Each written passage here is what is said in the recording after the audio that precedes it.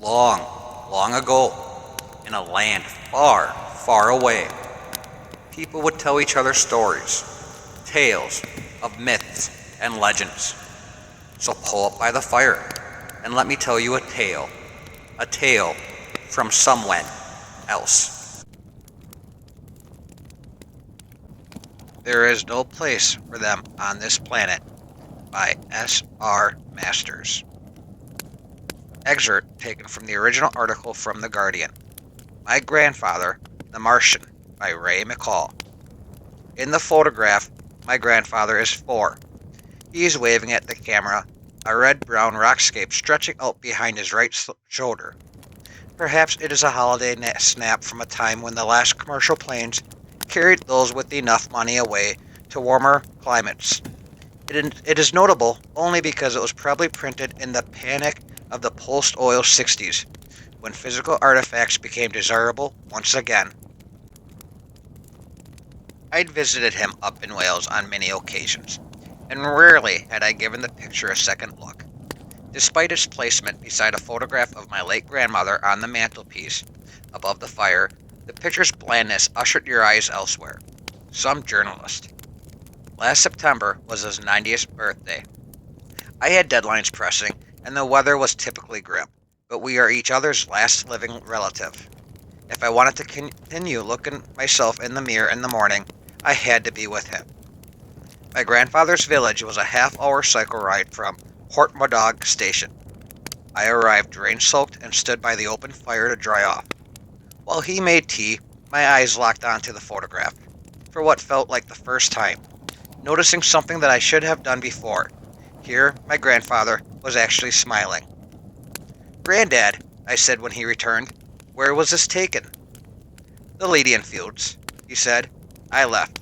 It was possibly the first joke I heard my grandfather make.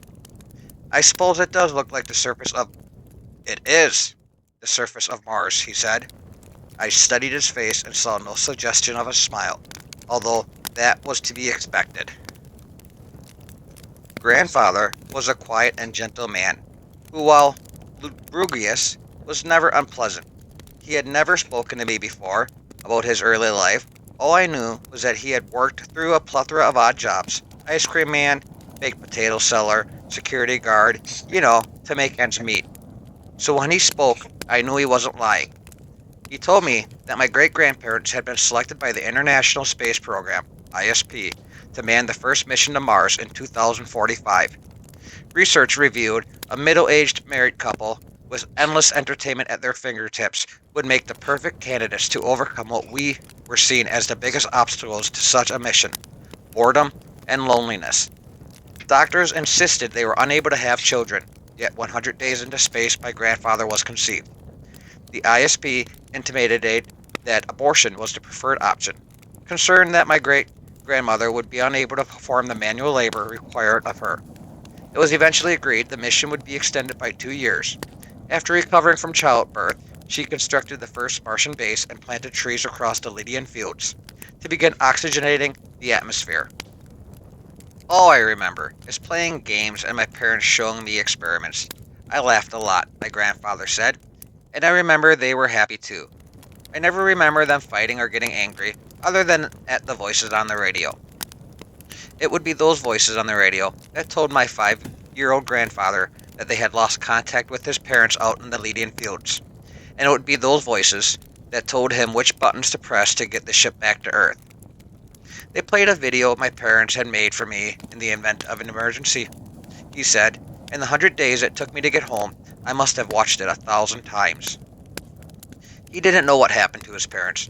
The ISP pleaded ignorance, and when they closed their doors in 2057, my grandfather lost any chance he had of finding out for certain. Part of me thought that it was some sort of test and that they would be waiting for me when the ship landed. My parents were always testing me. I never stopped believing that, really. After seeing him through his childhood and adolescence at arm's length, the ISP considered their duty done.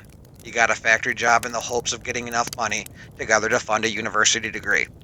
But when President Bush IV gave the Dayton address, publicly admitting that U.S. oil was in irreversible decline, no one gave much thought to the future except for those where their next meal was coming from. With everything that happened here, he said to me, I wish they'd left me there. I always thought Grandma Jenny and I might go back one day. That's where we should have died. How often I had stood in his lounge in the awkward silence generated by the generations between us, and longed to make him laugh or smile.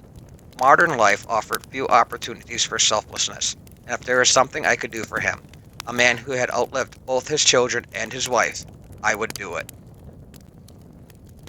Records from his time are scarce, one of the many things my generation still holds against my grandfather's generation.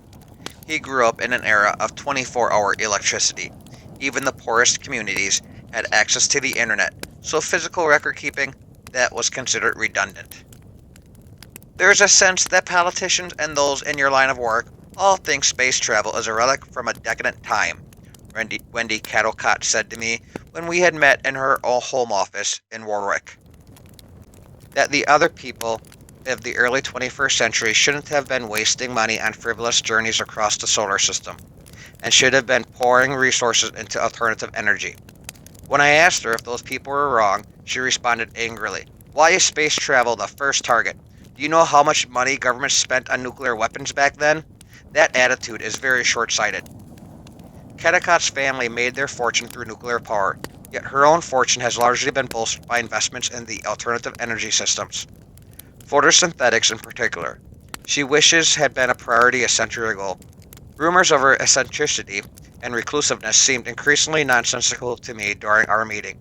Other than her effusiveness on the topic of space, she is thoughtful, intelligent, and altogether usual.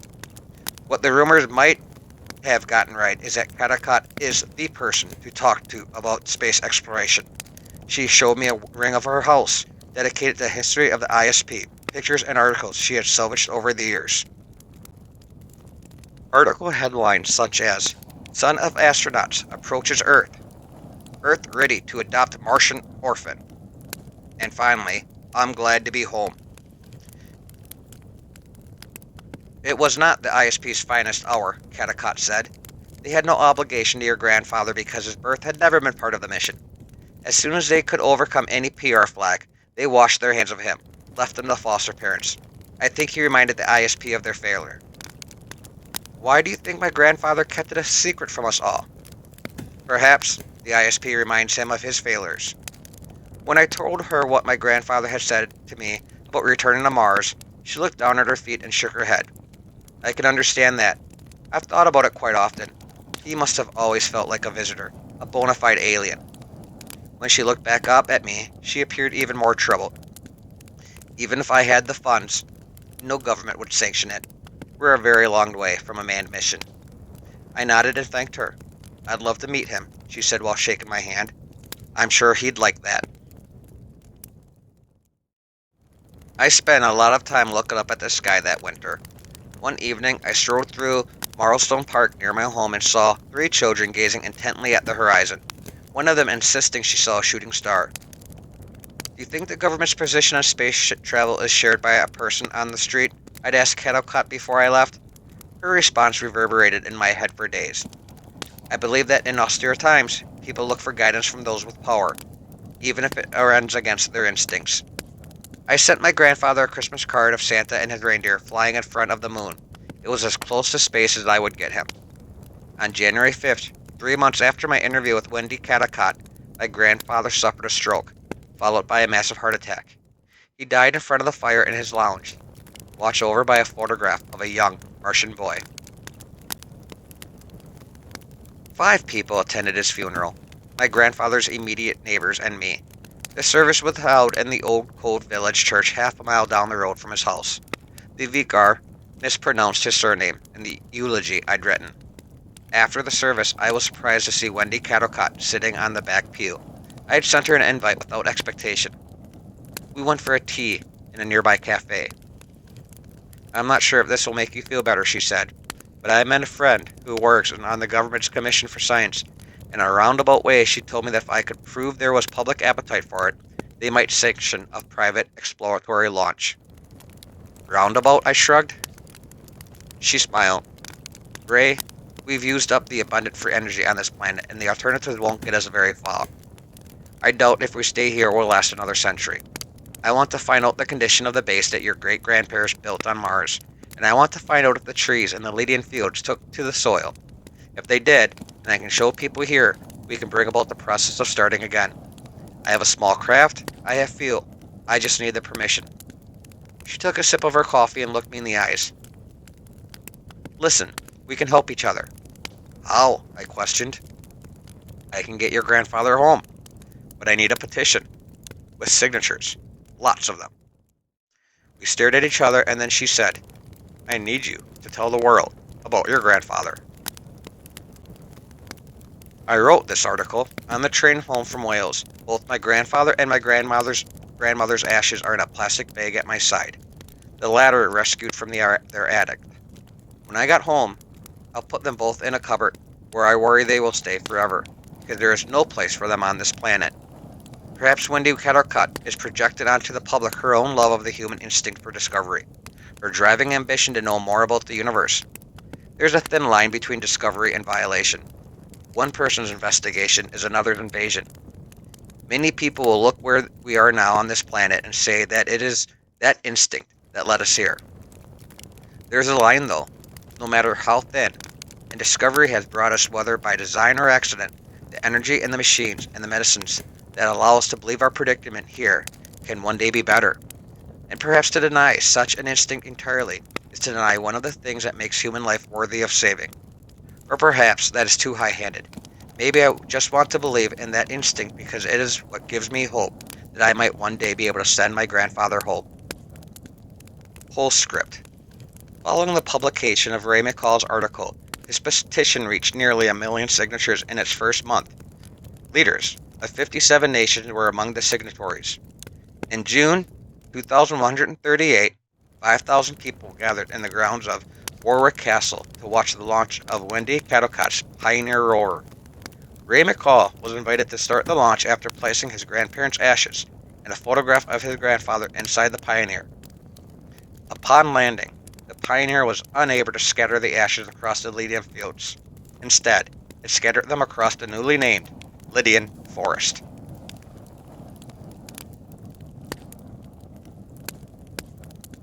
Hey there! If you made it all the way to the end of this tale, you have many, many thanks from me. Thanks for listening to this story from another time. And if you have a moment, please feel free to like, comment, share, and subscribe. This helps me to know someone is out there listening. Otherwise, feel free to check out other stories and videos on the channel. And one final thank you for listening to this tale from Somewhen Else. Take care and keep safe.